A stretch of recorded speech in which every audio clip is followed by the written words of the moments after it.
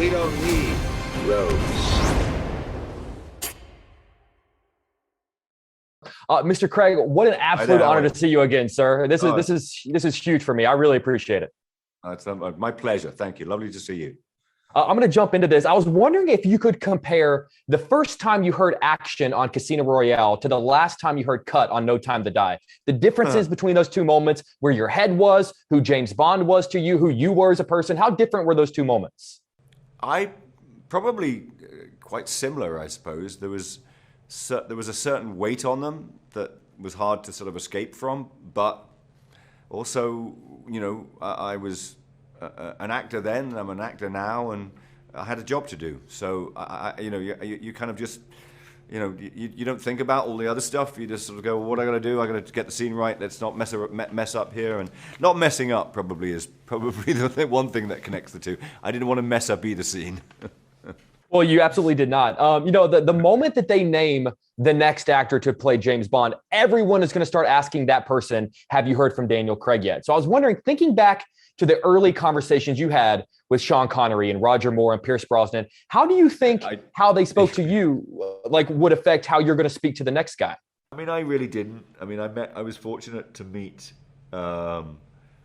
Roger after I'd been Bond for a few years. I was fortunate to have spoken with Pierce before I played Bond, who was very kind and generous. And I've never spoken to Sean. I hope he liked what I did, but I think we're all kind of, we're all actors. We're just kind of, there's not a lot to say. Pierce was was sort of just said, enjoy the ride, which I've tried to do. If someone asked me, I would just say, make it your own. Just make it your own and make it good, because it's a rare thing. You've got to look after it. You're absolutely right, and you did. You made it far more than good. There's a really quiet, but I thought really powerful moment early in this film, and it alludes to the fact that James Bond, even if he's not in action, is going to spend the rest of his life looking over his shoulder just because he's James Bond. I'm sort of curious, what is the actor equivalent of that? What is something that you will always do for the rest of your life just because you play James Bond? I mean, I can't really tell you what but what I will tell you is that when you work on films with horses, there are some horses that have been doing it for so long that they're very chilled. They're just sort of almost half asleep. When that board goes on, they're up and ready to go. So maybe that's what it'll be. Someone slaps a clapperboard next to my ear. I'll be up and awake. Well, then I would like to just wrap up. I just want to say thank you, sir, for 16 years. You've poured your heart and soul and tears and blood into this, and you did it for fans like me. So on behalf of all the fans, I really just want to say we appreciate you and we love you. And seriously, thank you, sir. We really do appreciate it. You're so very nice. And thank you so much for those lovely words. Thank you. Right. Have a wonderful day, guys. And you. Rami, good to see you again, man. How are you? I'm very well, Jake. Very, very well. Good to be with you. I miss you. It's good to see you again. I'm going to jump into this. More than their evil plan or their motivation, the thing I always look forward to in seeing a Bond villain is just like what they look like. From Blofeld and his cat to Jaws and his teeth and Mads Mikkelsen crying blood. I just love the visual of a Bond villain. So when you signed on, where did your look fall on your list of concerns? Because the mask is honestly absolutely terrible. The first scene is like a horror movie, and I loved it. Yeah. I mean, it's like this French noir horror film, something you've never seen in a Bond film. There's quite a substantial amount of time before the opening titles from Billie Eilish come on. We wanted to make it different. We wanted to make it very unusual. So I was very interested in bringing something nuanced that would resonate with audiences in this film and would really resonate with Daniel's performance elevate that, because that's at the crux. We're here to see James Bond do some damage and save us from some damage. So it was nice to be able to do something unique and to be in a very, very unique Bond film. Did you keep the mask? It's funny. Everyone thinks that actors are just a bunch of kleptomaniacs, right? Well, I think just because I'm such a big movie fan, and I just would want movie props all over. If I had $1 million, my entire home would just be filled with movie props. So it's more so that I would want it. I couldn't keep the mask. I think, fortunately for Carrie, I believe Carrie might have the mask. That's cool. That's really cool. Our director. That's But, awesome. maybe he'll let me borrow that every once in a while. Dude, Halloween's coming up, He's man. out of town. Hey. That's But I awesome. also know where he lives, so maybe it won't be in his possession for long. I love it. Every time I see an interview with an actor who plays a Bond villain, I always see the same question, which is, what did you learn from past actors who played Bond villains? So I kind of want to reverse that. What do you hope future actors who play Bond villains learn from your performance and your experience on this film? I would always say don't pay any attention to any of that. Think about the circumstances that you have to fulfill in the movie. And, this being Daniel's final film, it's all about celebrating James Bond. So I wanted to make a complex, intricate villain where you really do question his moral compass, how he's able to psychologically commit some horrific acts, and what brings him to that level of lack of empathy and compassion. So I can't really go into other Bond villains and try to pilfer anything or steal something. It has to be unique, so make it your own. Always make it your own. I love that. Well, speaking of making it your own, obviously with Christoph Waltz playing Blofeld, we've now opened up this possibility of new actors playing old Bond villains again. Would you ever want to see another actor play this guy one day, or do you want to be the only actor who ever gets to play him? Oh, I'd never thought of that, and I'm always excited about that. If there's someone who has a unique take on it, why not? Why not? Let's keep it fresh and keep it moving. No, I'm not beholden to anything. Maybe not anybody ever playing Freddie Mercury again. I'll say that. Well, I got to be honest, you got an Oscar on your shelf that I think confirms that that's never going to happen. So I think you got that. Hey, dude, I got to say, man, it's always the fact that you and I have gotten to talk so many times, man, that the privilege is never lost on me. And you're always so kind. And the significance of doing this junket is not lost. As a movie fan, it really does mean a lot. And you have a busy schedule. So I appreciate you fitting me in. I appreciate you, man. I mean, look, it's nice to be able to share these moments with you, to talk about the film with someone who cares and is, going to help us get this industry that we love so much really back to the place where we need it to be. We're gonna reinvigorate a lot of people, galvanize a lot of people, and I think the emotion that you'll feel in this film is so palpable that you'll be glad you saw it in a movie theater. For sure. Movie theaters, yeah. I just got chills just hearing you talk about that, dude. Bless you, man. So good to see you, and hopefully next time I see you is in person. And I'm bringing it in for a hug. All right. All right, man. Good to see you. Yeah, bring it in. Good to see you, buddy. Lashana, this is such a huge honor for me. Seriously, I'm a massive movie fan, so the significance of doing this junket is not lost for me. So thank you for fitting me into your schedule. No worries. Thank you. I'm going to jump into this. Now, you have now given young girls around the world something that they've never had up to this point, which is a woman as 007, a Black woman as 007. And that could change a lot for a lot of young girls out there. How do you think this movie would have impacted you as a young woman if you'd seen this character on the big screen growing up? Oh, I think I'd probably be a whole different person if No Time to Die came out when I was a child.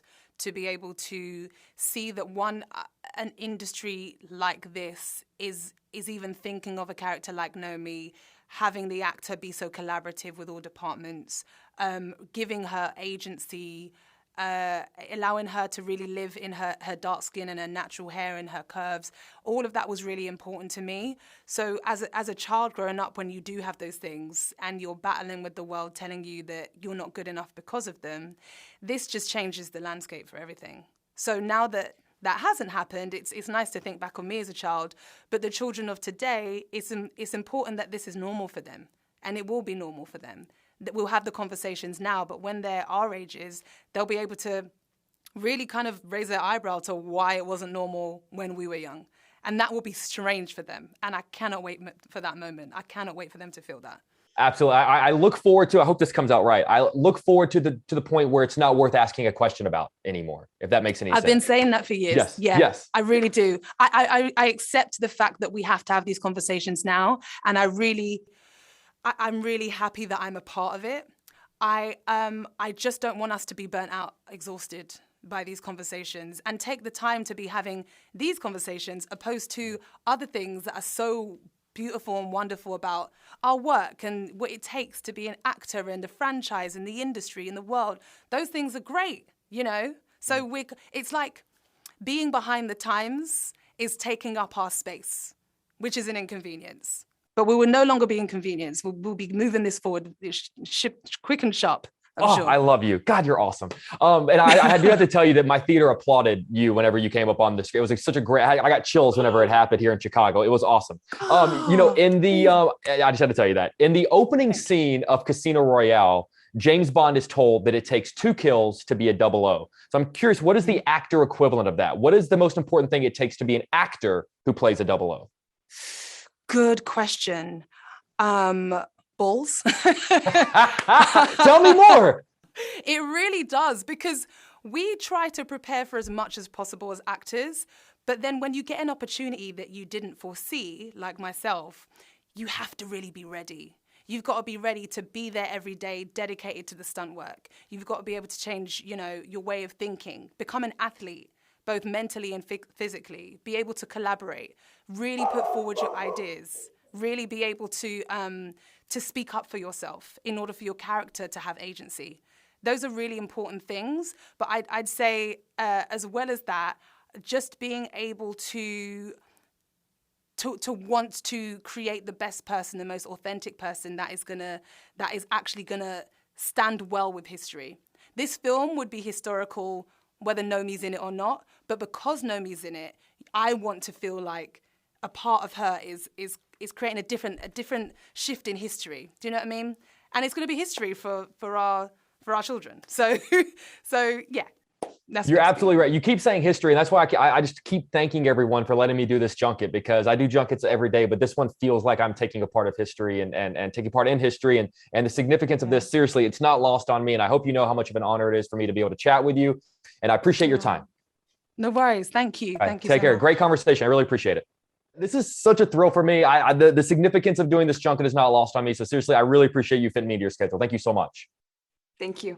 I'm going to jump into this. When we think of mostly of Bond girls, oftentimes we think one and done, one movie and then that's it. So I'm sort of curious, as an actress, as someone who got to sort of expand her story over multiple movies, what did you get out of your experience that other Bond girls didn't get?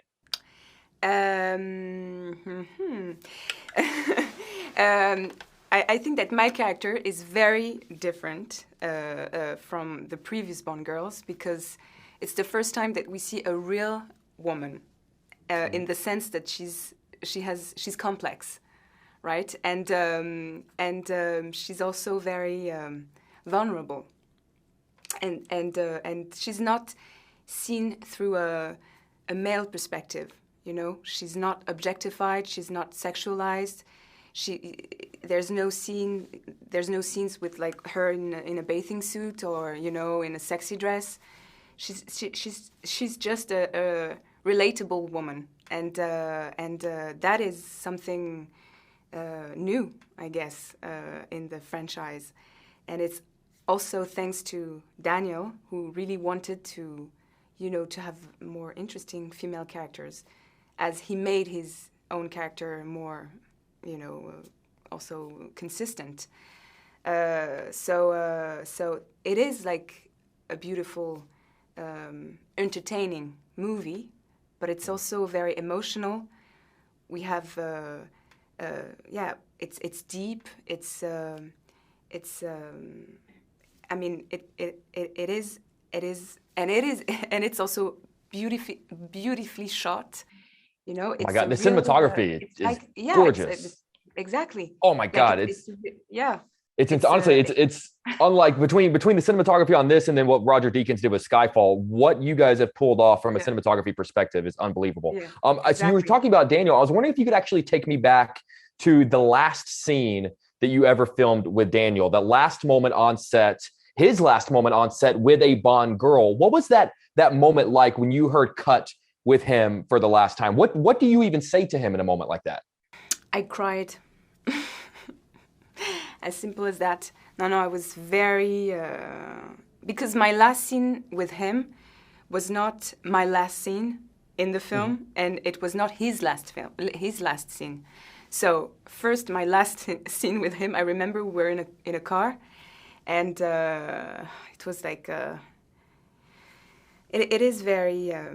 I mean, it is very emotional, and even now I'm like, it's hard to talk about it. No, but for real, it's been such an amazing adventure, you know, and I feel so lucky. It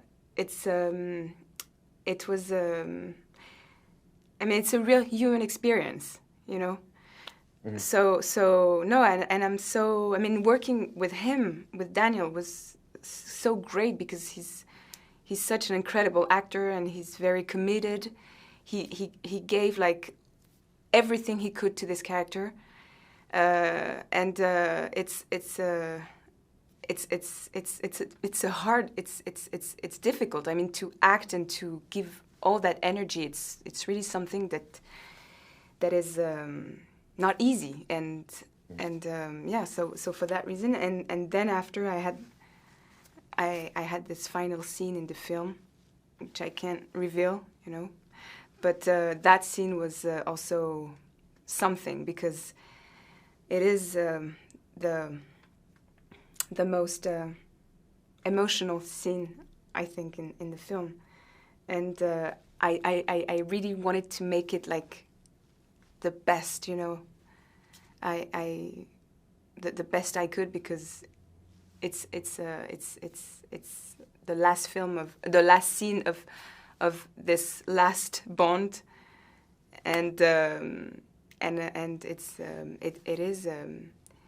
it closed the loop, you know, with the first one, Casino Royale, and it's like so it's.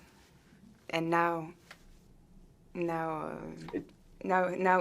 here it is, the film and the what he brought to the franchise and what he created. It's something that will remain, I think, in the cinematic history. It really is beautiful. It kind of just felt like kind of closing a book, which was really, I never expected.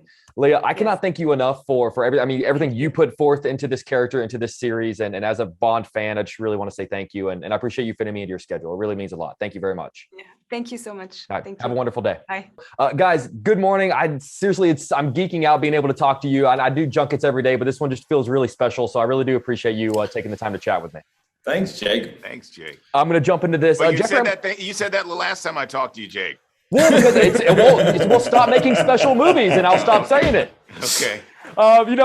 Jeffrey, I'm going to start with you. I would imagine that you will never forget your first Bond experience on Casino. That's just a feeling that you can't replicate, your first Bond movie. And I'm sort of curious, what did Billy get to experience here for the first time that you're kind of envious because you would love to have that first time feeling again?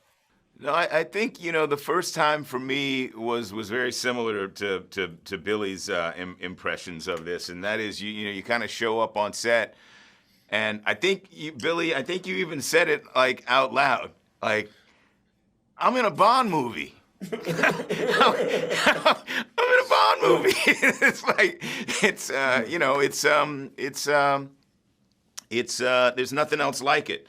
There are a lot of big franchises out there, but, Bond, I think, is clearly the king of it in terms of the longevity of the franchise. And, it's 25 films in. It's if you're going to be in this business, it's a pretty good place to be in one of these things.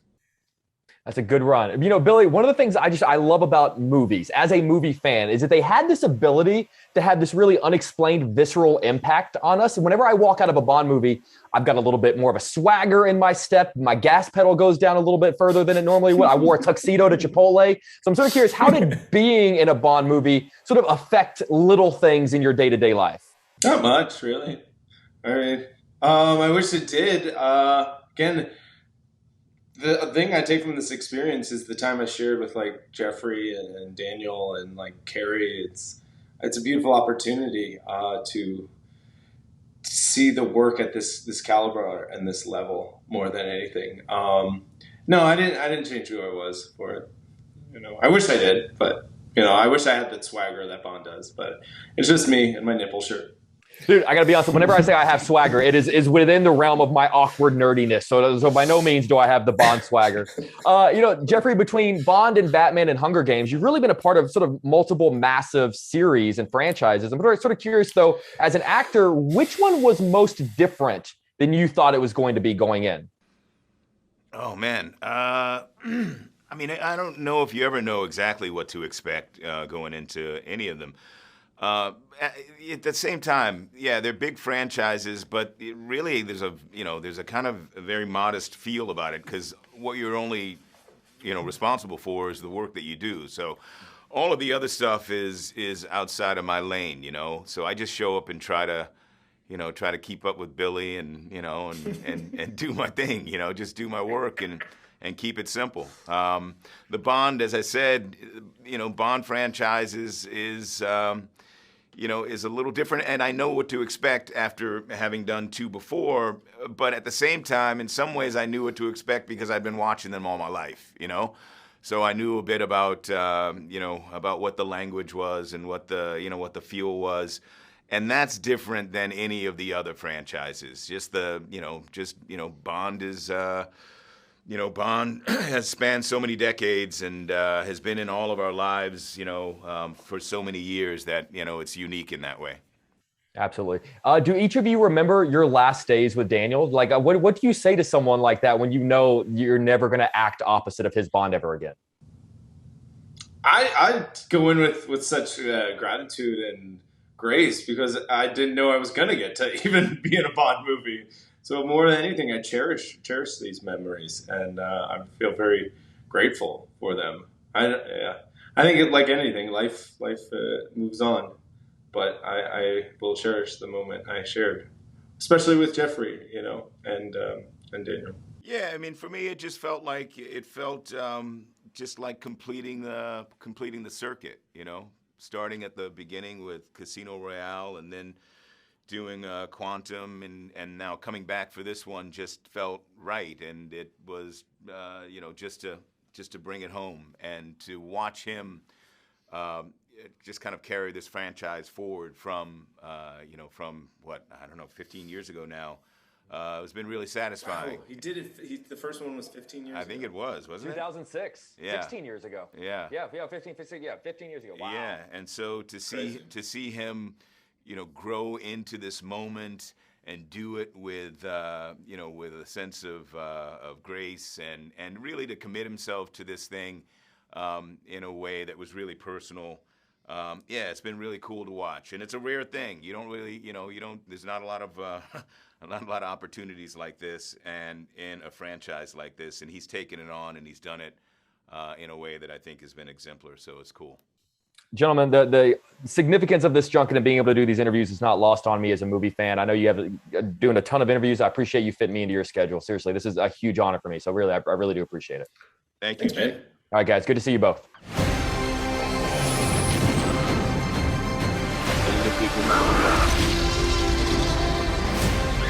Where we're going, we don't need roads.